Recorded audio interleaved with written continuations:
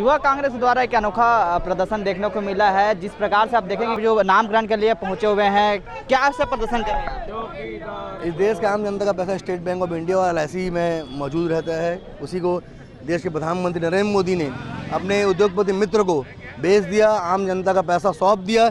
उसी के विरोध में छत्तीसगढ़ यूथ कांग्रेस आज प्रदेश देश भर के सभी बैंकों का LIC ऑफिसों को नामकरण हम कर रहे हैं।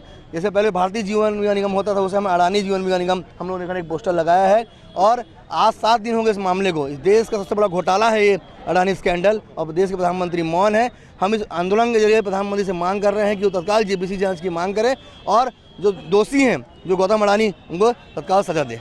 बिल्कुल देख सकते हैं कि अलग अलग पोस्टर पहनकर मोदी के पोस्टर पहने, ये दिखाइए पोस्टर दिखाइए कि अडानी भारतीय जीवन बीमा के नाम करके देकर आज युवा प्रदर्शन प्रमाण लोग लगातार LIC बीमा या देखिए बीमा योजना पर लगातार इन लोग प्रदर्शन कर रहे हैं। तो जाहिर सी बात है जो घोटालेबाज है उसको जांच के लिए मांग कर रहे हैं कि आप मोदी के पोस्टर पहने हैं, क्या मौन है। अच्छा, बिल्कुल देख सकते हैं कि अलग अलग प्रदर्शन की जा रही है। आप देख सकते सीधे तस्वीर में। कैमरामैन नवेश खान के साथ महेश कुमार साहू, रायपुर।